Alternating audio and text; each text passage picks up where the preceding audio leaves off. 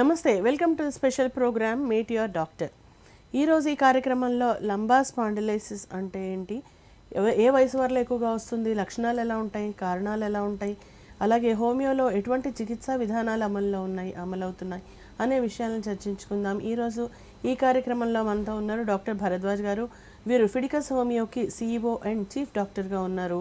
www.fidicus.com అనే వెబ్సైట్లో కూడా ఎల్లవేళ్ళ అందుబాటులో ఉంటారు. అలాగే మీరు కన్సల్ట్ అవ్వాలనుకుంటే 7997 అనే నెంబర్కి కాల్ చేసి మీరు అపాయింట్మెంట్ని తీసుకోవచ్చు. సో ముందుగా వారిని ఆహ్వానిద్దాం. సార్ నమస్తే. నమస్తే అండి. సార్, లంబార్ స్పాండిలోసిస్ అంటే ఈ మధ్య తరచుగా చాలా వింటున్నాం, ఎంతోమంది దీనికి సఫర్ అవుతున్నారు. రైట్. సో అసలు ఏంటి లంబార్ స్పాండిలోసిస్ అంటే ఏంటి, సఫరింగ్ అనేది ఎట్లా ఉంటుంది అసలు? ఓకే, సో మీరు చెప్పింది కరెక్ట్ అండి. ఈ మధ్య చాలామంది ఈ ప్రాబ్లంతో సఫర్ అవుతున్నారు. సో పాతకాలంలో ఎలా ఉండేదంటే, మా ఫాదర్ వాళ్ళ జనరేషన్లో ఎలా ఉండేదంటే, ఈ ప్రాబ్లము ముస్లిం వాళ్ళ ప్రాబ్లం అనేవాళ్ళు. 60 తర్వాతనో 70 తర్వాతనో 80 తర్వాతనో వస్తుందంట. ఇప్పుడు మా దగ్గరికి వచ్చేవాళ్ళు 25, 20, 30 వీళ్ళే ఎక్కువ వస్తుంటారు అనమాట. దీనికి రీజన్ ఏంటంటే మెయిన్గా 4 థింగ్స్. టైంకు నిద్రపోరు, సరిగా ఫుడ్ తినరు, మొత్తం తినేదంతా జంక్ ఫుడ్, ఎక్సర్సైజ్ ఉండదు, తర్వాత స్ట్రెస్లో ఉంటారు, హ్యాబిట్స్ ఉంటాయి. ఈ 5 మెయిన్ రీజన్స్. దీని తర్వాతనే ఇంకా ఏ రీజన్స్ అన్నా. సో అందుకు ఈ చాలా యంగ్ ఏజ్లో వస్తుంటాయి. ఫస్ట్ వీళ్ళు చేసేది ఏంటంటే అలోపతి డాక్టర్ దగ్గరికి వెళ్తారు, ఒక న్యూరాలజిస్టో లేకపోతే ఆర్థోపెడిషన్ దగ్గరికి వెళ్తారు. వాళ్ళు ఏం చేస్తారు, పెయిన్ కిల్లర్స్ ఇస్తారు. పెయిన్ కిల్లర్స్ వాడినన్ని రోజులు తగ్గుతాయి, మళ్ళీ వస్తాయి, లేకపోతే సర్జరీకి పోమ్మంటారు. సో ఈ సర్జరీ అవసరం లేకుండా, పెయిన్ కిల్లర్స్ అవసరం లేకుండా కొన్ని లైఫ్ స్టైల్ మోడిఫికేషన్స్ చేసుకొని హోమియోపతి ట్రీట్మెంట్ తీసుకుంటే యంగ్ ఏజ్లో ఉన్న వాళ్ళైతే పర్మనెంట్గా ట్రీట్మెంట్ చేసుకోవచ్చు. కొంచెం ఓల్డ్ ఏజ్ అయిపోయిన వాళ్ళు, బాగా డ్యామేజ్ అయిన వాళ్ళు, సో సర్జరీ వరకు పోకుండా ఈ సర్వైకల్ స్పాండిలోసిస్ కానీ లంబార్ స్పాండిలోసిస్ కానీ ఎటువంటి సర్జరీ లేకుండా 99% ఆఫ్ ది కేసెస్ హోమియోపతితో మనము ట్రీట్మెంట్ చేసుకోవచ్చు అనమాట. సో బేసిక్గా ఈ లంబార్ స్పాండిలోసిస్ అంటే ఏంటంటే, మనకు డిస్క్లు, మనకు వెన్నపూస అంటారు కదా, సో స్పైన్ అంటాం అనమాట. స్పైనల్ కార్డ్ అనేది డిఫరెంట్ బోన్స్తో ఉంటుంది. దాన్ని ఏమంటే వర్టిబ్రా అంటాం. ఎప్పుడైతే ఈ స్పైనల్ కార్డ్లో డీజనరేటివ్ చేంజెస్ వస్తాయి, అంటే అరిగిపోవడం, తెలుగులో చెప్పాలంటే అరిగిపోవడం, ఈ చేంజెస్ వస్తాయో, సో ఆ చేంజెస్ రావడం వల్ల ఏమవుతుందంటే మనకు లంబార్ స్పైన్లో ఏమవుతుంది, స్పైనల్ కార్డ్ అనేది రన్ అవుతూ ఉంటుంది. ఆ స్పైనల్ కార్డ్ పైన కంప్రెస్ కావడం, లేకపోతే మనకు స్పైనల్ నర్వ్స్ బయటికి వస్తూ ఉంటాయి అన్నమాట స్పైనల్ కార్డ్ నుంచి. ఆ నర్వ్స్ కనుక కంప్రెస్ అయినప్పుడు సో ఆ సిమ్టమ్స్ రావడము, లేకపోతే లోకల్ పెయిన్ రావడము. సో బేసిక్గా ఇది ఏంటంటే 60 ఇయర్స్కో 70 ఇయర్స్కో రావాల్సిన అరుగుదల సో యంగ్ ఏజ్లోనే రావడాన్ని మనము లంబార్ స్పాండిలోసిస్ అంటామన్నమాట. ఓకే, అయితే ఏ వయసు వాళ్ళలో ఎక్కువగా ఉంటుంది, అలాగే కారణాలు ఏంటి? రైట్. సో నార్మల్గా అయితే ఇది 60, 70, 80 ఇయర్స్లో రావాలి. ఈ కాలంలో ఏంటంటే అరౌండ్ 20, 30 వాళ్ళకి చాలామందిని చూస్తున్నాం. సో దీనికి మెయిన్ రీజన్ ఏంటంటే హెల్దీ డైట్ తీసుకోకపోవడం, ఎక్కువ కార్బోహైడ్రేట్ డైట్ తీసుకోవడం, ఎక్కువ జంక్ ఫుడ్ తినడం, మల్టిపుల్ టైమ్స్ తినడం, ఎక్కువ ఇన్సులిన్ రైజ్డ్గా ఉండడం, ఎక్కువ కార్బోహైడ్రేట్ బాడీలో ఉండడం, ఇది ఫస్ట్ రీజన్. నెక్స్ట్ రీజన్ వచ్చి ఏమవుతుందంటే నిద్ర సరిగ్గా లేకుండా పోవడం. సో రాత్రి అంతా మొబైల్ చూడడం, టీవీ చూడడం, నిద్ర లేకుండా పోవడం, తర్వాత కంటిన్యూస్గా స్ట్రెస్లో ఉండడం. సో ప్రతి ఒక్క చిన్నదానికి స్ట్రెస్ తీసుకోవడం, సో దీనివల్ల కూడా ఎక్కువ వస్తుంటుంది. అంతేకాకుండా ల్యాక్ ఆఫ్ ఎక్సర్సైజ్, అసలు ఎక్సర్సైజ్ లేకుండా ఒకటే దగ్గర కూర్చోవడం వల్ల, ఇవన్నీ మెయిన్ రీజన్స్ అనమాట. దీంతోపాటు ఏంటంటే జెనెటిక్ రీజన్స్. సో కొంతమందికి ఫ్యామిలీ హిస్టరీ ఉంటే వాళ్ళకు కూడా వచ్చే ఛాన్స్ ఎక్కువగా ఉంటుందన్నమాట. అంతేకాకుండా అన్నోన్ రీజన్స్, చాలామందికి వితౌట్ ఎనీ రీజన్ వస్తుంది. కొంతమందిలో ఏమవుతుందంటే సెకండరీ రీజన్స్ అంటామన్నమాట. ఫర్ ఎగ్జాంపుల్ వాళ్ళకి మెటబాలిక్ డిజార్డర్స్ ఏమైనా ఉన్నాయనుకోండి, థైరాయిడ్ కానీ, లేకపోతే షుగర్ కానీ, లేకపోతే PCODs కానీ, ఇవన్నిట్లో ఏమవుతుందంటే కాల్షియం తగ్గిపోయి సెకండరీగా వస్తుందన్నమాట మెటబాలిక్ డిజార్డర్స్. లేకపోతే ఏమైనా ఇంజురీస్ అయ్యాయనుకోండి, ఫర్ ఎగ్జాంపుల్ ఏదైనా లెగ్కి ఇంజురీ అయింది, సో కుంటూ నడుస్తున్నారు, over a period of time ఏంటంటే ఆ కంప్రెషన్ అనేది స్పైనల్ కార్డ్ పైన అరిగిపోతుంది అనమాట. సో మల్టిపుల్ రీజన్స్ ఉంటాయి. మెయిన్ రీజన్ వచ్చి ఈ 4: నిద్ర సరిగ్గా లేకపోవడం, ఫుడ్ సరిగ్గా తీసుకోకపోవడం, స్ట్రెస్లో ఉండడం, ఎక్సర్సైజ్ చేయకపోవడం, ఈ మెయిన్ రీజన్స్. దీంతోపాటు చాలా రీజన్స్ అనేవి మనం చూస్తూ ఉంటాం. ఓకే, ఇప్పుడు ఇందాక మీరు మెటబాలిజం అనేది కూడా ఒకటి రీజన్గా చెప్పారు. అయితే ఇప్పుడు ఈ మధ్యకాలంలో కొన్ని ప్రోడక్ట్స్ వస్తున్నాయి వెయిట్ రిడక్షన్ కోసమని. మా ప్రోడక్ట్ వాడండి, మీరు ఇన్ని నెలల్లో ఇంత వెయిట్ తగ్గుతారు. సో ఏమీ సైడ్ ఎఫెక్ట్స్ ఉండవు, మేము 10 ఏళ్ల నుంచి వాడుతున్నాం, ఎన్నో ఏళ్ళ నుంచి. బట్ వాళ్ళ పరిస్థితి ఏంటో తెలియదు, కానీ ఇది వాడుతున్న వాళ్ళ దగ్గర నుంచి కొన్ని కంప్లైంట్స్ అయితే విన్నాము. దీనికి సంబంధించి ఏమన్నా ఎఫెక్ట్ పడుతుందంటారా? అంటే ఆ ప్రోడక్ట్స్ వాడటం వల్ల రైట్. ఎముకల మీద కానీ లేకపోతే స్పైన్ మీద కానీ ఏమన్నా ఎఫెక్ట్ పడుతుందా, అవకాశం ఉందా? యా, ఎవ్వరు ఈజీగా మీకు వెయిట్ తగ్గిస్తామని చెప్తే నమ్మకండి. ఈజీగా వెయిట్ ప్రపంచంలో ఎవ్వరూ తగ్గరు. రీజన్ ఏంటి అంటే, మీరు వెయిట్ తగ్గాలంటే ఫస్ట్ మీరు చేయాల్సింది డైట్ కంట్రోల్. మీరు ఎప్పుడైతే కార్బోహైడ్రేట్ ఫుడ్ తగ్గిస్తారో దానికి ఆటోమేటిక్గా వెయిట్ తగ్గుతారు. ఓకే, అదొకటి. నెక్స్ట్ వచ్చి ఎక్సర్సైజ్ చేయడం. రెగ్యులర్గా ఎక్సర్సైజ్ చేస్తే వెయిట్ తగ్గుతారు. తర్వాత మంచిగా నిద్రపోతే వెయిట్ తగ్గుతారు. స్ట్రెస్ ఫ్రీ లైఫ్లో ఉంటే వెయిట్ తగ్గుతారు. మీ హ్యాబిట్స్ అన్నీ, సో స్మోకింగ్ కానీ డ్రింకింగ్ కానీ ఏవి ఉంటే అవి తగ్గించుకుంటే వెయిట్ తగ్గుతారు. దీంట్లో మెయిన్ ఏది, 90% ఆఫ్ ది రీజన్ వచ్చి డైట్. సో మీరు లో కార్బోహైడ్రేట్ డైట్ తీసుకుంటే 95% ఆఫ్ ది వెయిట్ మీరు తగ్గించినట్లే. ఇంకా 5% ఆఫ్ ది వెయిట్ కోసమే ఎక్సర్సైజ్ కానీ లేకపోతే మంచి స్లీప్ కానీ, స్లీప్ అనేది కూడా చాలా ఇంపార్టెంట్. వీటితో పాటు మీరు ఏమన్నా ట్రీట్మెంట్ తీసుకుంటే బెటర్ తప్పితే నేను ఇవి ఏవి చెయ్యను, నేను ఓన్లీ మెడిసిన్స్తో తగ్గుతానంటే అది ఇంపాసిబుల్. తగ్గినా కూడా చాలా సైడ్ ఎఫెక్ట్స్ ఉంటాయి. ఆ మెడిసిన్ వాడిన వెంటనే చాలా సైడ్ ఎఫెక్ట్స్ ఉండడమే కాకుండా మళ్ళీ రీగెయిన్ అవుతారు. సో బేసిక్గా అదంతా ఫేక్ అనమాట. ఇటువంటి ట్రీట్మెంట్ తీసుకుంటే తప్పకుండా అది బ్యాక్ పైన పడుతుంది. ఎందుకంటే సో అది మెటబాలిక్ డిజార్డర్. సో వెయిట్ తగ్గడం అంటే ఏంటి, మీ మెటబాలిజంని టచ్ చేయడం. ఎప్పుడైతే మీ మెటబాలిజంని రాంగ్ వేలో దాన్ని డిస్టర్బ్ చేస్తారో, సో కాల్షియం రిలీజ్ అవ్వడం, సో కాల్షియం తగ్గిపోవడం బాడీలో, ఆ కాల్షియం తగ్గిపోవడం వల్ల ఈజీగా అరుగుదల అనేది వచ్చే ఛాన్స్ ఉంటుంది. అది ట్రీట్మెంట్ని బట్టి, వాళ్ళు ఏం ట్రీట్మెంట్ ఇస్తున్నారు దాన్ని బట్టి. సో అది సివియర్గా మీ మెటబాలిజంని కానీ హ్యాంపర్ చేస్తే తప్పకుండా లంబార్ డీజనరేషన్ జరిగి అక్కడ బోన్ డ్యామేజ్ అయ్యి మీకు లంబార్ స్పాండిలోసిస్ వచ్చే ఛాన్స్ కూడా చాలా ఎక్కువగా ఉంటుంది. Okay, so spondylosis and spondylitis అని కూడా అంటుంటాము. రైట్. ఈ రెండింటి మధ్య డిఫరెన్స్ ఏంటి? రైట్. సో స్పాండిలోసిస్ అంటే ఏంటంటే అరుగుదల. మనం ఇందాక చెప్పుకున్నట్టు సో 60 ఇయర్స్కో 80 ఇయర్స్కో మీ బోన్స్ అరిగిపోవడం దాన్ని స్పాండిలోసిస్ అంటారనమాట. స్పాండిలైటిస్ అంటే ఏంటంటే ఇన్ఫ్లమేషన్. మామూలుగా ఏం ఇన్ఫ్లమేషన్ ఉంటుంది మనకు, అంకైలోజింగ్ స్పాండిలోసిస్ అంటారనమాట ఇక్కడ బేసిక్గా. సో ఏదన్నా ఫారిన్ ఆర్గానిజం మన బాడీలోకి వస్తే మన బాడీ దానికి అగెన్స్ట్గా ఫైట్ చేసి దాన్ని చంపేయాలన్నమాట. ఈ కొన్ని కండిషన్స్లో ఏమవుతుందంటే మన లంబార్ స్పైన్నే అక్కడున్న టిష్యూనే మన బాడీ సెల్స్ ఫారిన్ బాడీ లాగా ఐడెంటిఫై చేసి దాన్ని డ్యామేజ్ చేయడం స్టార్ట్ చేస్తాయి. దాన్ని ఆటో ఇమ్యూన్ డిజార్డర్ అంటారనమాట. సో అంకైలోజింగ్ స్పాండిలోసిస్ అనేది బెస్ట్ ఎగ్జాంపుల్. స్పాండిలోసిస్ అంటే ఏంటంటే మీకు ఇన్ఫ్లమేషన్ రావడం, రెడ్నెస్ కానీ స్వెల్లింగ్ కానీ, అంటే మీ బాడీని ఇమ్యూనిటీ ద్వారా డ్యామేజ్ చేయడంని స్పాండిలోసిస్ అంటారనమాట. స్పాండిలైటిస్ అంటే ఏంటంటే అరుగుదల, స్లోగా అరిగిపోవడం, డిస్క్లు అరిగిపోవడం, బోన్స్ అరిగిపోవడం, సో బోన్స్ బ్రేక్ కావడం, ఇది డీజనరేటివ్ చేంజెస్ని మనం స్పాండిలోసిస్ అంటాం. సో ఇన్ఫెక్టివ్ కానీ లేకపోతే ఆటో ఇమ్యూన్ డిజార్డర్స్ ఎక్కడైతే ఇన్ఫ్లమేషన్ ఉంటుందో దాన్ని స్పాండిలైటిస్ అంటాం అన్నమాట. ఓకే, అయితే నర్వ్ కంప్రెషన్ అని అంటారు కదా. రైట్. సో అదేంటి, నర్వ్ కంప్రెషన్ అంటే ఏంటి? రైట్. సో మనకు వర్టిబ్రల్ కెనాల్ ఉంటుంది. మన వర్టిబ్రా అంటే వెన్నుపూస ఎలా తయారు చేయబడి ఉంటుందంటే బోన్స్ ఉంటాయి, దాన్ని వర్టిబ్రా అంటాం అనమాట. సో మల్టిపుల్ వర్టిబ్రా ఉంటాయి. సో ఒక వర్టిబ్రా ఉంటుంది, దాని కింద ఒక డిస్క్ ఉంటుంది, మళ్ళీ ఒక వర్టిబ్రా ఉంటుంది. ఇలా మన స్పైనల్ కార్డ్, మన స్పైన్ అనేది తయారు చేయబడి ఉంటుంది అనమాట. మన స్పైన్ ఎందుకు ఉంది అంటే మెయిన్గా మనకు బ్రెయిన్లో నుంచి థిక్ నర్వ్ ఒకటి వస్తుంది, దాన్ని స్పైనల్ కార్డ్ అంటాం. సో ఆ స్పైనల్ కార్డు ఆ వర్టిబ్రల్ ఫొరామెన్, ఆ వర్టిబ్రాలో ఒక చిన్న హోల్ ఉంటుంది అనమాట, దాన్ని వర్టిబ్రల్ కెనాల్ అంటాం అనమాట. ఆ వర్టిబ్రల్ కెనాల్లో మన స్పైనల్ కార్డ్ అనేది రన్ అవుతూ ఉంటుంది. ప్రతి ఒక్క వర్టిబ్రా దగ్గర 2 వర్టిబ్రాల మధ్యలో ఒక స్పేస్ ఉంటుంది అనమాట, దాన్ని ఇంటర్ వర్టిబ్రల్ ఫొరామెన్ అంటాం. ఈ వర్టిబ్రల్ ఫొరామెన్ నుంచి మనకు నర్వ్స్ అనేవి బయటకు వస్తుంటాయి. సో మీరు ఎలా తీసుకోవచ్చు అంటే ఒక మెయిన్ థిక్ తాడులాగా ఉంటుంది, దాంట్లోంచి పీసులు బయటకు వస్తాయి. అంటే ఆ థిక్ రోప్ లాగా స్ట్రక్చర్ ఏంటంటే మన వర్టిబ్రల్ దాన్ని స్పైనల్ కార్డ్ అంటాం అనమాట. ఆ స్పైనల్ కార్డ్ నుంచి చిన్న చిన్న నరాలన్నీ బయటకు వస్తుంటాయి. సో మీరు చెప్పినట్టు కంప్రెషన్ అనేది 2 ప్లేసుల్లో ఉండొచ్చు. ఒకటి ఏంటంటే ఆ బయటికి వచ్చే నరాల్లో ఉండొచ్చు, లేకపోతే మెయిన్గా స్పైనల్ కార్డ్ పైన ఉండొచ్చు అనమాట. స్పైనల్ కార్డ్ పైన కంప్రెస్ అయింది అనుకోండి, సో వేరే సిమ్టమ్స్ ఉంటాయి. సో మనకు నర్వ్ పైన కంప్రెస్ అయింది అనుకోండి, వేరే సిమ్టమ్స్ ఉంటాయి.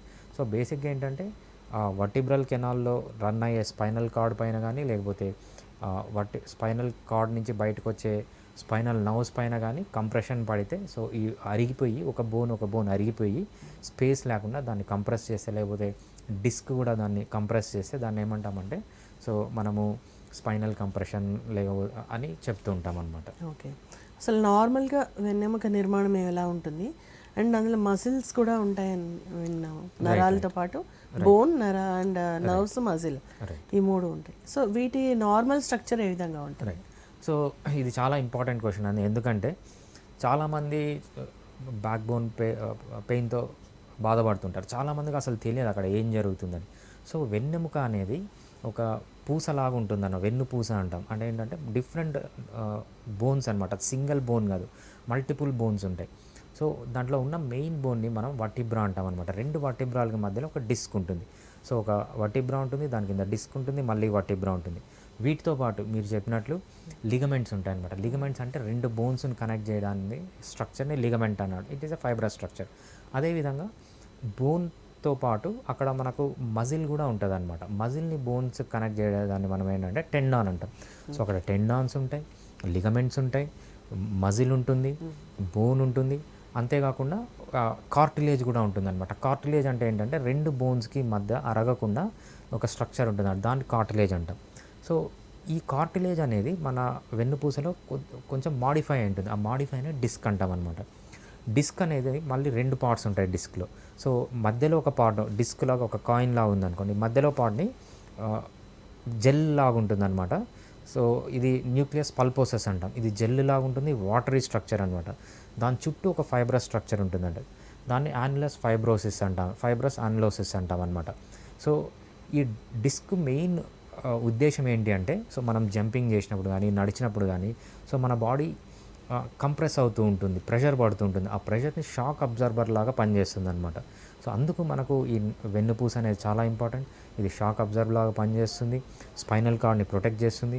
అదేవిధంగా మూమెంట్, సో మీ నెక్ తిరిగినా కానీ, మీ ట్రంక్, మీ బాడీ తిరిగినా కానీ మూమెంట్స్ అనేవి మనము ఈ స్పైనల్ కార్డ్లో, ఎందుకంటే అది మల్టిపుల్ బోన్స్తో చేయబడింది కాబట్టి ఆ మూమెంట్ ఉంటుంది అనమాట.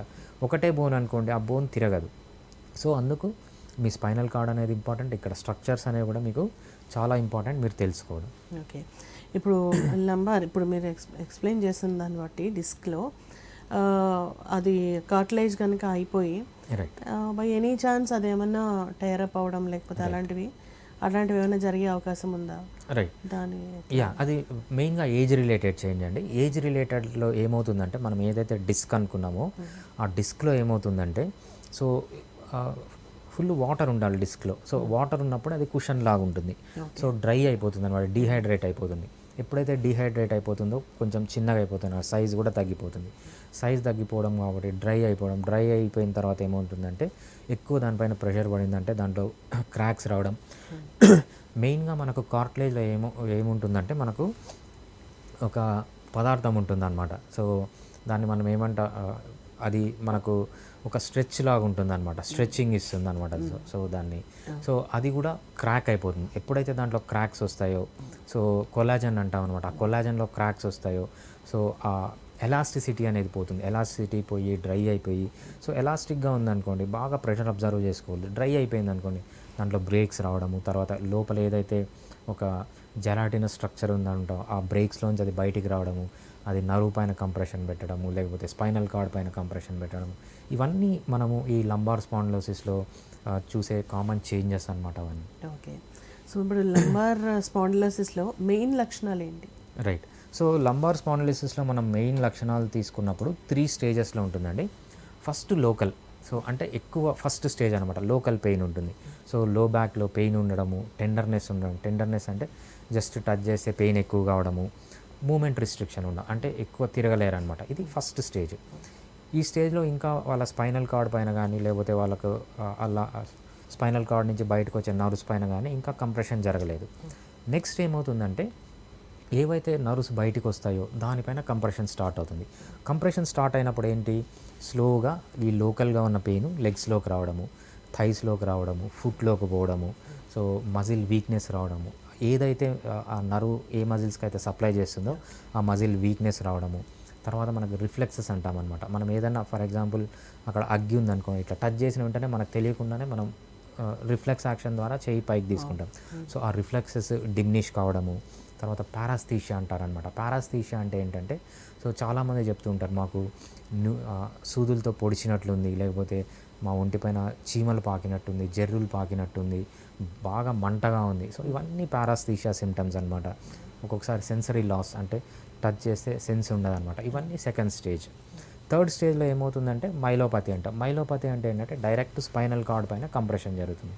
స్పైనల్ కార్డ్ పైన అంటే థిక్ కార్డ్ పైన జరిగినప్పుడు ఏమవుతుందంటే ఆ స్పైనల్ కార్డ్ దేనికైతే సప్లై చేస్తుందో ఆ వీక్నెస్ వస్తుంది అనమాట. అంటే యూరిన్ రిటెన్షన్ అయిపోవడం, లేకపోతే యూరిన్ ఇన్వాలంటరీగా బయటికి వచ్చేయడం, లేకపోతే మోషన్ ఇన్వాలంటరీగా బయటికి రావడం, సెక్షువల్ యాక్టివిటీ తగ్గిపోవడం, ఎరెక్షన్స్ తగ్గిపోవడం, గెయిట్ ప్రాబ్లమ్స్ అంటాం అనమాట. అంటే సరిగ్గా నడవలేకపోవడం, సో ఆ కోఆర్డినేషన్ పోవడము, సో నమ్నెస్ రావడం, స్టిఫ్ అయిపోవడం లెగ్స్, ఇవన్నీ కామన్గా మనము అడ్వాన్స్డ్ స్టేజ్లో చూసే సిమ్టమ్స్ అనమాట. అంటే చిన్న పెయిన్ దగ్గర, లోకల్ పెయిన్ దగ్గర నుంచి చాలా సివియర్ ప్రాబ్లమ్స్ వరకు మనం స్టేజ్ని బట్టి ఈ లంబార్ స్పాండిలోసిస్లో చూస్తూ ఉంటాం. ఓకే. అయితే ఇప్పుడు సర్జరీ అవసరం అవుతుందా? అంటే ప్రతి కేసులో కూడా సర్జరీ అవసరం అవుతుందా? అండ్ ఇంకొకటి ఏంటంటే ఇప్పుడు మనం అంటే కొన్ని పోస్చర్స్ ఉంటాయి, సడన్గా వంగకూడదు అట్లా చెప్తుంటారు. రైట్. సో దానివల్ల ఏమైనా వస్తుందా? అది దాని గురించి కొంచెం రైట్. సో మనకు కొన్ని కేసెస్ వస్తాయండి. వీళ్ళు ఏంటంటే నార్మల్గానే ఉంటారు, సడన్గా బకెట్ లిఫ్ట్ చేయడము, లేకపోతే ఏదైనా బరువు ఎత్తడము చేసినప్పుడు ఏమవుతుందంటే రెగ్యులర్గా ఆ పని అలవాటు ఉండే వాళ్ళు చేస్తే ఏం ప్రాబ్లం లేదు. ఎప్పుడైతే సడన్గా చేస్తారో ఒక్కొక్కసారి ఏమవుతుందంటే అక్కడ మజిల్ క్యాచ్ రావడము, లేకపోతే డిస్క్ కొంచెం స్లిప్ కావడము, ఆ సివియారిటీని బట్టి over a period of time వీళ్ళు పట్టించుకోకుండా అలానే చేస్తే ఏమవుతుందంటే ఏదన్నా మీకు పెయిన్ వస్తే 2 వీక్స్లో తగ్గిపోవాలి మ్యాక్సిమం. లేదు తగ్గలేదంటే కంపల్సరీ ట్రీట్మెంట్ అనేది అవసరం. సో ఎస్పెషల్లీ లో బ్యాక్లో మీకు పెయిన్ వచ్చినప్పుడు 2 మంత్స్ లోపల 2 వీక్స్ లోపల తగ్గలేదంటే ఎక్స్రే తీయడము, లేకపోతే ఒక స్పెషలిస్ట్ దగ్గరికి వెళ్ళి చూపించుకొని ట్రీట్మెంట్ తీసుకోవడం చాలా ఇంపార్టెంట్. సో అలానే కంటిన్యూ చేస్తే ఏమవుతుందంటే ఆ డ్యామేజ్ పైన డ్యామేజ్ జరిగి చాలా సివియర్ ప్రాబ్లమ్స్ అనేవి మనం చూస్తూ ఉంటాం అనమాట. సో మీరు చెప్పినట్లు సడన్గా రావచ్చు, లేకపోతే over a period of time రావచ్చు, ఎలా అన్నా ఉండొచ్చు అనమాట. ఓకే. జనరల్గా ఏదైనా యాక్సిడెంట్ అయినప్పుడు లేదా పడిపోయినప్పుడు, మెట్ల మించి పడినప్పుడు, ఇలాంటి టైంలో స్పైన్కి ఎఫెక్ట్ పడే అవకాశం ఉంది. ఏమీ లేకుండా జస్ట్ ఒక రెగ్యులర్ రొటీన్ లైఫ్లో ఉన్నప్పుడు ఈ పెయిన్ స్టార్ట్ అయితే ఏ సూచనలు కనిపించగానే డాక్టర్ దగ్గరికి వెళ్ళాలి. రైట్. సో మీకు లంబార్ ఏరియాలో అంటే మీ నడుము ఏరియాలో ఏ పెయిన్ వచ్చినా సో మీరు రెస్ట్ తీసుకుంటేనే, ఏ ట్రీట్మెంట్ లేకుండా రెస్ట్ తీసుకుంటే సో 2 వీక్స్ లోపల తగ్గిపోవాలి. 2 వీక్స్ లోపల తగ్గలేదు, మీరు రెస్ట్ తీసుకున్నంటే మీకు కంపల్సరీ ట్రీట్మెంట్ అనేది అవసరం. సో ఎర్లీ స్టేజ్లో ట్రీట్మెంట్ తీసుకున్నారనుకోండి, సో హోమియోపతిలో చాలా మంచి మెడిసిన్స్ ఉన్నాయి. అక్కడ బోన్ మీకు ఏదైతే డ్యామేజ్ అవుతుందో ఆ బోన్ని రికవర్ చేయొచ్చు, డిస్క్ని రికవర్ చేయొచ్చు, మజిల్స్ కానీ టెండాన్స్ కానీ ఈజీగా రికవర్ చేయొచ్చు అనమాట. అదే మీరు టైం అలానే వేస్ట్ చేశారనుకోండి, ఆ డ్యామేజ్ ఎక్కువైందంటే కొంచెం రికవరీ కూడా కష్టమవుతుంది. సో మీరు సింపుల్గా గుర్తుపెట్టుకోవాల్సింది ఏంటంటే ఏ పెయిన్ అన్నా లంబార్ ఏరియాలో మీ లోయర్ బ్యాక్లో 2 వీక్స్ లోపల కన్నా పెయిన్ తగ్గకపోతే మీకు ట్రీట్మెంట్ అనేది అవసరం ఉంటుంది. ఓకే. సో ఇప్పుడు ఏ రకమైన పరీక్షలు చేసి ఇలాంటివి నిర్ధారణ చేస్తారు? ఏం సమస్య? నార్మల్గా మనకు 2 వీక్స్ కంటే పెయిన్ ఎక్కువ ఉంటే ఏం చేస్తామంటే simple xray, lumbar xray, AP lateral view చేస్తామన్నమాట. అది చేసిన వెంటనే మనకు తెలిసిపోతుంది ఏమైనా డ్యామేజ్ ఉందా, లేకపోతే ఆస్టియోఫైట్స్ ఏమైనా ఫామ్ అయ్యాయా, ఎక్స్ట్రా బోన్ ఏమన్నా పెరిగిందా, బోన్ స్పేస్ ఏమైనా తగ్గిపోయిందా, లేకపోతే ఒక బోన్ పైన ఇంకో బోన్ ముందుకు వచ్చిందా, బ్యాక్ వచ్చిందా, నడువు కంప్రెస్ అవుతుందా లేదా అని క్లియర్గా తెలిసిపోతుంది. లేదు ఇంకా అడ్వాన్స్డ్ కేసెస్లో బాగా ముదిరిపోయింది, ఇంకా క్లియర్ పిక్చర్ కావాలంటే మనము ఎంఆర్ఐ చేస్తామంట. సిటీ అంత అడ్వైజబుల్ కాదు, ఎంఆర్ఐ చేస్తామన్నమాట. ఎంఆర్ఐ చేస్తే ఇంకా క్లియర్ కట్ పిక్చర్ వచ్చేస్తుంది. సో ఏ నరువు పైన ఎంత కంప్రెస్ అయింది, సో ఎంత బోన్ డ్యామేజ్ అయింది, డిస్క్ ఎంత డ్యామేజ్ అయింది, సో డిస్క్ స్ట్రక్చర్ ఏంటి, అన్నీ క్లియర్గా మనకు బేసిక్గా 2 ఎగ్జామినేషన్స్, ఒకటి వచ్చి సింపుల్ ఎక్స్రే లేకపోతే ఎంఆర్ఐతో తెలుస్తుంది. దీంతోపాటు మనం మెయిన్గా చేయాల్సింది ఏంటంటే విటమిన్ డి లెవెల్స్ ఎలా ఉన్నాయి. సో విటమిన్ డి ఉంటే బోన్ అనేది బాగా స్ట్రెంత్గా ఉంటుంది. వీళ్ళ బోన్ ఎందుకు స్ట్రెంత్ పోయింది, విటమిన్ డి ఒకటి, సీరం కాల్షియం, వీళ్ళ బ్లడ్లో కాల్షియం లెవెల్స్ ఎలా ఉన్నాయి, ఇవన్నీ చేస్తామన్నమాట. సో ఇవన్నీ కాకుండా కొన్ని స్పెషల్ కేసెస్ ఉంటాయి. సో డయాబెటీస్ కానీ లేకపోతే ఇంకేదైనా డౌట్ వచ్చిందనుకోండి, మెటబాలిక్ చేంజెస్ వల్ల, మెటబాలిక్ డిజార్డర్స్ ఏమన్నా ఉన్నాయి, వాటి వల్ల కూడా ఈ ప్రాబ్లమ్స్ వస్తున్నాయి అన్నమాట. ఫర్ ఎగ్జాంపుల్ ఏంటి, డయాబెటీస్ అనేది ఒక మెటబాలిక్ ప్రాబ్లం, పీసీఓడి అనేది ఒక మెటబాలిక్ ప్రాబ్లం, డయాబెటీస్ అనేది ఒక మెటబాలిక్ ప్రాబ్లం, థైరాయిడ్ అనేది ఒక మెటబాలిక్ ప్రాబ్లం. ఇవి కాకుండా మనకు వేరే మెటబాలిక్ ప్రాబ్లమ్స్ కూడా ఉన్నాయి. సో వేరే లక్షణాలు కూడా ఏమన్నా ఉంటే దానికి సంబంధించిన టెస్టులు కూడా మనము కంపల్సరీ చేయాల్సి ఉంటుంది. ఓకే. ఒకవేళ ఇప్పుడు అలోపతిలో ఎట్లాంటి చికిత్సా విధానాలు ఉన్నాయి? రైట్. సో అలోపతిలో వీళ్ళకి ఏంటంటే అండి, సో పెయిన్ కిల్లర్స్ ఇస్తారు, లేకపోతే ఎక్కువ డీజనరేట్ అయిందంటే అక్కడ స్టెరాయిడ్స్ ఇస్తారు, లేకపోతే సర్జరీకి వెళ్ళమంటారు. పెయిన్ కిల్లర్స్, స్టెరాయిడ్స్, సర్జరీ ఈ 3 తప్ప ఇంకా వాళ్ళకి వేరే ఏమీ లేదు. ఇవి ఏది చేసినా సో అక్కడున్న బోన్ మీకు ఎందుకు ప్రాబ్లం వచ్చింది, అక్కడ బోన్ అరిగిపోయింది కాబట్టి. సో బోన్ అరిగిపోవడం వల్ల పెయిన్ వచ్చింది. వీళ్ళు ఏం చేస్తారంటే జస్ట్ పెయిన్ని మాత్రం కిల్ చేస్తారు. బోన్ అరగడం అనేది అలానే ఉంటుంది. సో అందుకు మీకు ఆ బోన్ అరిగిపోవడం అలానే ఉంటుంది, అక్కడ డ్యామేజ్ నర్వ్ ఏదైతే డ్యామేజ్ అయిందో ఆ డ్యామేజ్ అలానే ఉంటుంది. కాకపోతే వీళ్ళు పెయిన్ మాత్రం చంపేస్తుంటారు అనమాట. ఈ పెయిన్ కిల్లింగ్ వల్ల సో చాలా సైడ్ ఎఫెక్ట్స్ ఉంటాయి ఈ పెయిన్ కిల్లర్స్ వల్ల. మీకు అది నర్వ్ పైన ప్రాబ్లం చూపించచ్చు, లేకపోతే కిడ్నీ పైన, లివర్ పైన, లేకపోతే మీ స్టమక్ పైన చాలా డిసడ్వాంటేజెస్ ఉన్నాయి. స్టెరాయిడ్స్ ఇచ్చారనుకోండి, స్టెరాయిడ్స్ వల్ల మీ ఇమ్యూనిటీ తగ్గిపోతుంది. సో దానివల్ల కూడా ప్రాబ్లమ్స్ ఉన్నాయి. లేదంటే సర్జరీకి వెళ్ళాలి. సర్జరీకి వెళ్తే యంగ్ ఏజ్లో సర్జరీకి వెళ్ళాల్సిన అవసరం ఏముంది, లేకపోతే ఓల్డ్ ఏజ్లో సర్జరీకి వెళ్ళాల్సిన అవసరం ఏముంది. సర్జరీలో కాంప్లికేషన్స్ రావచ్చు, 100% సక్సెస్ రేట్ అనేది ఉండదు. ఉన్నదానికన్నా వర్స్ కావచ్చు, సర్జరీ వల్ల ఇన్ఫెక్షన్స్ రావచ్చు. సో ఈ అలోపతిలో చాలా డిసడ్వాంటేజెస్ ఉన్నాయి. అలోపతి అంటే ఏంటంటే కార్పొరేట్ హాస్పిటల్ కానీ, లేకపోతే ఒక ఆర్థోపెడిషియన్ కానీ, మీ ఇంటి దగ్గర ఉన్న హాస్పిటల్ కానీ, దీన్ని అలోపతి అంటారు. లేకపోతే వెస్ట్రన్ మెడిసిన్ అంటారు, ఇంగ్లీష్ మెడిసిన్ అంటారు. సో దీంట్లో డిసడ్వాంటేజెస్ తప్ప ఎటువంటి అడ్వాంటేజెస్ అనేవి లేవు. హోమియోపతిలో ఇవన్నీ లేకుండా ఎక్సలెంట్గా హోమియోపతిలో ట్రీట్మెంట్ అనేది చేసుకోవచ్చు. ఓకే. ఇన్ బిట్వీన్ ఫిజియోథెరపీ కూడా చెప్తారు కదా. రైట్. అలోపతి డాక్టర్ దగ్గరికి వెళ్తే మెడిసిన్స్తో పాటు ఫిజియోథెరపీ కూడా చెప్తారు. యా. సో దానివల్ల ఏం ఉపయోగం ఉంటుంది? రైట్. సో ఫిజియోథెరపీ అనేది మీకు సపోర్టింగ్ అండి. సో ఫిజియోథెరపీ అనేది చాలా ఇంపార్టెంట్. ఎందుకంటే అక్కడ ఏమన్నా మజిల్స్ వీక్ అయితే ఆ మజిల్స్ని స్ట్రెంగ్తెన్ చేయడానికి యూజ్ అవుతుంది, లేకపోతే మీ మూమెంట్ కొంచెం ఫ్రీ చేయడానికి యూజ్ అవుతుంది. సో అంతే తప్పితే అక్కడ ఏదైతే బోన్ డ్యామేజ్ అయిందో సో ఆ బోన్ని రికవర్ చేయడానికి, లేకపోతే నర్వ్ డ్యామేజ్ అయిందో ఆ నర్వ్ని రికవర్ చేయడానికి వాళ్ళ దగ్గర ఎటువంటి మెడిసిన్స్ లేవు. హోమియోపతిలో మనం కాన్స్టిట్యూషనల్ ట్రీట్మెంట్ అంటాం. ఆ కాన్స్టిట్యూషనల్ ట్రీట్మెంట్ వల్ల ఏమవుతుందంటే సో మీకు ఏదైతే బోన్ డ్యామేజ్ అయిందో ఆ బోన్ని రికవర్ చేయొచ్చు. అదేవిధంగా ఏదైతే డిస్క్ డ్యామేజ్ అయిందో ఆ డిస్క్ని రికవర్ చేయొచ్చు. ఎక్కడైతే కంప్రెషన్ వల్ల నర్వ్ డ్యామేజ్ అయిందో ఆ నర్వ్స్ని కూడా రికవర్ చేయొచ్చు అనమాట. సో మోస్ట్లీ ఏంటంటే అడ్వాన్స్డ్ స్టేజెస్లో కంప్లీట్గా రికవర్ చేయకపోయినా సో ఫర్దర్గా డ్యామేజ్ కాకుండా మీ పెయిన్ తగ్గించుకొని మిమ్మల్ని సర్జరీ వరకు పోకుండా కాపాడచ్చు. ఫర్ ఎగ్జాంపుల్ లేటర్ స్టేజ్లో మోస్ట్ ఆఫ్ ది కేసెస్ మా దగ్గరకు వచ్చే కొన్ని కేసెస్ మాత్రం సర్జరీ కంపల్సరీ అవుతుంది. మోస్ట్ ఆఫ్ ది కేసెస్ ఏదైతే వాళ్ళు సర్జరీ చేయించుకోమంటారో ఆ సర్జరీనే లేకుండా హోమియోపతిలో ట్రీట్మెంట్ చేసుకోవచ్చు. యంగ్ ఏజ్ రీసెంట్గా స్టార్ట్ అయిందనుకోండి కంప్లీట్గా రికవర్ చేయొచ్చు మీకు మళ్ళీ ఫ్యూచర్లో డ్యామేజ్ కాకుండా. సో బాగా అడ్వాన్స్డ్ ఏజ్ ఉంది, చాలా డ్యామేజ్ జరిగింది ఆల్రెడీ, సో మీకు కంపల్సరీ సర్జరీ అన్నారు. ఆ టైంలో ఏంటంటే మోస్ట్లీ రెగ్యులర్గా ట్రీట్మెంట్ తీసుకొని కొన్ని లైఫ్ స్టైల్ చేంజెస్ చేసుకుంటే మీరు without side effect, even single side effect కూడా లేకుండా హోమియోపతిలో సర్జరీని మనం పోస్ట్పోన్ చేసుకోవచ్చు, లేకపోతే సర్జరీని అవాయిడ్ చేసుకోవచ్చు. ఓకే. అయితే ట్రీట్మెంట్ తీసుకునే టైం ఎంత అవసరం పడుతుంది ఇలాంటి సమస్యల్లో? రైట్. సో ఈ క్వశ్చన్ చాలా ఇంపార్టెంట్ అండి. సో అది depend on the stage. So first స్టేజ్లో ఉందా, సో మనకు లోకల్గానే ఉందా, లేకపోతే మైలోపతి ఉందా, రాడికులోపతి ఉందా అని డిఫరెంట్ స్టేజెస్ని బట్టి. ఇనీషియల్ స్టేజ్ అనుకోండి, సో ఇనిషియల్ స్టేజ్ అయినా లేకపోతే ఫైనల్ స్టేజ్ అయినా పెయిన్ అనేది మీకు ఇమ్మీడియట్గా తగ్గిపోతుంది. పెయిన్ తగ్గించడం అనేది హోమియోపతి మెయిన్ మోటో కాదు. పెయిన్ తగ్గుతుంది, కంపల్సరీ తగ్గుతుంది.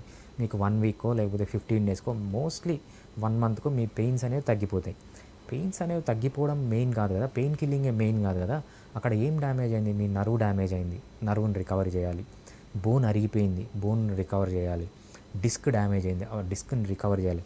ఇవి రికవర్ చేయాలంటే మీరు over a period of time homeopathy treatment తీసుకోవాలి తప్పితే సో మీకు పెయిన్ అనేది ఇమ్మీడియట్గా తగ్గుతుంది. వితిన్ 1 వీక్ టు కొంతమందికి 2-3 డేస్లోనే తగ్గిపోతుంది, కొంతమందికి 1 మంత్ పట్టచ్చు.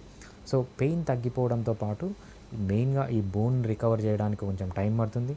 సో పెయిన్ కిల్లింగ్ అనేది, పెయిన్ తగ్గడం అనేది మనకు 1 వీక్ నుంచి 1 మంత్ లోపల, లేకపోతే మ్యాక్సిమం 1.5 మంత్ లోపల పెయిన్ తగ్గియచ్చు. కాకపోతే డిసీజ్ని బట్టి, అర్లీ ఏజ్ డిసీజ్ రీసెంట్గా స్టార్ట్ అయిందంటే మనం ఒక 6 మంత్స్ వరకు మెడిసిన్స్ వాడి మానేయచ్చు. లేకపోతే అడ్వాన్స్డ్ స్టేజ్ బాగా డ్యామేజ్ అయిపోయింది, నర్వ్ పైన కంప్రెషన్ పడుతుంది, స్పైనల్ నర్వ్ పైన కంప్రెషన్ పడుతుంది, స్పైనల్ కార్డ్ పైన కంప్రెషన్ పడుతుంది. అటువంటి టైంలో ఏంటంటే లైఫ్ లాంగ్ మెడిసిన్స్ అనేవి తీసుకోవాల్సి వస్తుంది. సో ఈ లైఫ్ లాంగ్ తీసుకున్నా కూడా మీకు సింగిల్ సైడ్ ఎఫెక్ట్, ఒక్క సైడ్ ఎఫెక్ట్ కూడా లేకుండా హోమియోపతిలో ట్రీట్మెంట్ చేసుకోవచ్చు. సర్జరీని పోస్ట్పోన్ చేసుకోవచ్చు. సర్జరీ వరకు పోకుండా మీ బోన్స్ని కానీ, నర్వ్స్ని కానీ, డిస్క్ని కానీ కంప్లీట్గా స్ట్రెంగ్తెన్ చేసుకోవచ్చు. సో ఇది ఒక లైఫ్ టైం ప్రాసెస్ అనమాట అడ్వాన్స్డ్ స్టేజ్లో. ఓకే. అయితే ఇప్పుడు హోమియో మెడిసిన్ తీసుకుంటూ ఏమైనా వ్యాయామాలు కూడా సజెస్ట్ చేస్తారా? రైట్. సో మనకు మెడిసిన్ ఎంత అవసరమో దీంతోపాటు మనకు మంచి డైట్ తీసుకోవడము, బాగా నిద్రపోవడము, మంచిగా ఎక్సర్సైజ్ చేయడము. సో దాంతోపాటు స్ట్రెస్ ఫ్రీ లైఫ్లో ఉండడం చాలా ఇంపార్టెంట్. ఎక్కువగా మనం ఎక్సర్సైజ్కి వచ్చేటప్పటికి మెయిన్గా ఏం చేయాలంటే వార్మప్ ఎక్సర్సైజెస్ చేయాలి. సో వార్మప్ ఎక్సర్సైజెస్ అంటే ఇష్టం వచ్చినట్లు చేయకూడదు. కొన్ని రిస్ట్రిక్టెడ్ మూమెంట్స్ ఉంటాయన్నమాట. అనటామికల్ మూమెంట్ వార్మప్ ఎక్సర్సైజెస్ అంటాం. సో ఆ మూమెంట్స్ మాత్రమే చేయాలి. పిచ్చి పిచ్చిగా ఏ మూమెంట్స్ పడితే అవి చేయకూడదు. దాంతోపాటు స్ట్రెంథనింగ్ ఎక్సర్సైజ్ అంటాం అనమాట. సో ఎప్పుడైతే మనకు దాని చుట్టూ ఉన్న టెండాన్స్ని కానీ దాని చుట్టూ ఉన్న మన కోర్ అంటాం అనమాట. సో మనం అబ్డామిన్ ఏరియాలో ఉన్న స్పైన్ని కోర్ అంటాం. ఈ కోర్ స్ట్రెంథనింగ్ ఎక్సర్సైజెస్ అంటాం. కోర్ అంటే ఏంటంటే ఓన్లీ బ్యాకే కాదు. సో మీ అబ్డామినల్ మజిల్స్, మీ సైడ్లో ఉన్న మజిల్స్, బ్యాక్లో ఉన్న మజిల్స్, మీ ఎంటైర్ కోర్ని ఎప్పుడైతే స్ట్రెంథన్ చేస్తారో సో ఈ వెన్నుపూసలన్నీ ఒక అలైన్మెంట్కి వస్తాయన్నమాట. సో దాని ప్లేస్లో ఉంటాయి, ఎక్కువ కదలవన్నమాట. కదిలి ప్రెషర్ సిమ్టమ్స్ కానీ లోకల్ సిమ్టమ్స్ కానీ ఉండకుండా ఉంటాయి. సో దానికి సంబంధించిన కోర్ స్ట్రెంథనింగ్ ఎక్సర్సైజెస్ అంటాం. సో అది ఎలా అంటే అలా చేయకూడదు, అది స్టేజ్ని బట్టి చేయాలి.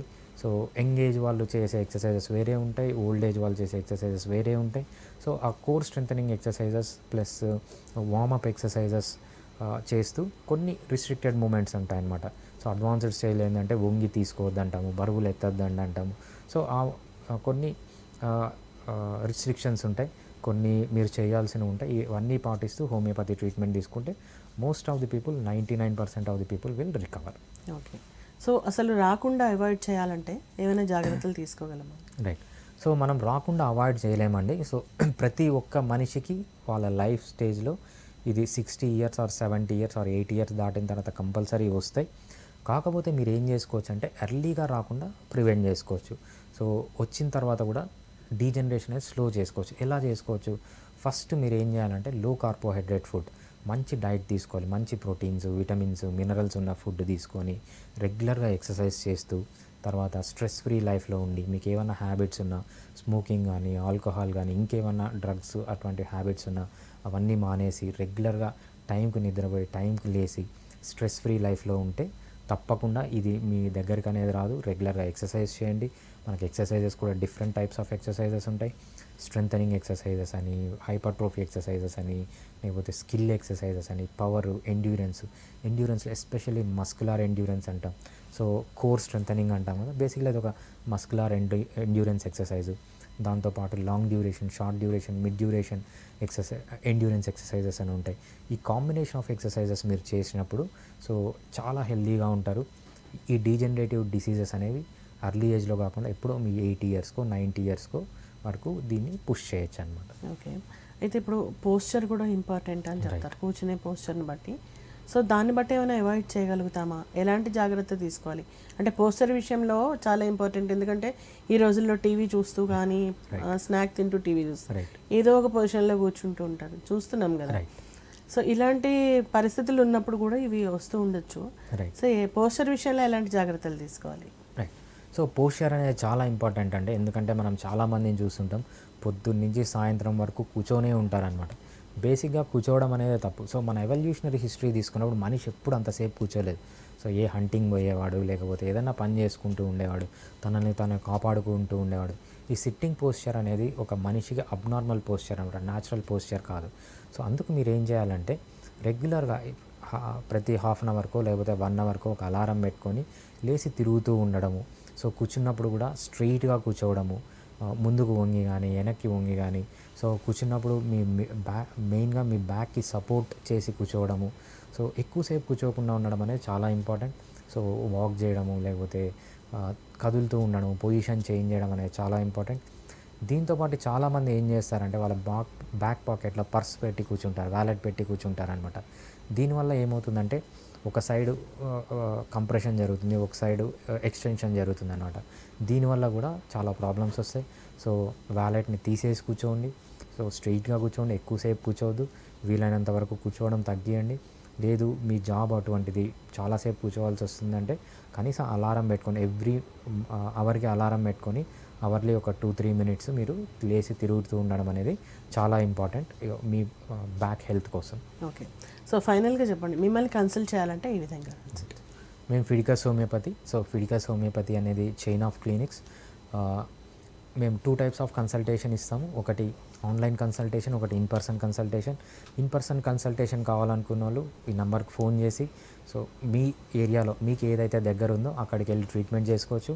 ఆన్లైన్ ట్రీట్మెంట్ వాళ్ళు ప్రపంచంలో ఎక్కడున్నా, యూఎస్ కానీ, యూకే కానీ, ఈవెన్ పాకిస్తాన్ కానీ, ప్రపంచంలో ఎక్కడున్నా సో మీరు ఆడియో కాల్తో లేకపోతే వీడియో కాల్తో మాతో మాట్లాడి మీ అవసరమైతే లోకల్గా మీరు రిపోర్ట్స్ తీసుకొని ఆ రిపోర్ట్స్ని మాకు షేర్ చేస్తే వితిన్ 6 days ప్రపంచంలో ఎక్కడున్నా మీకు 6 days లోపల మెడిసిన్స్ వచ్చేసాయి. యూఎస్ కానీ, యూకే కానీ ఇప్పుడు చాలా ఫాస్ట్ అయిపోయింది.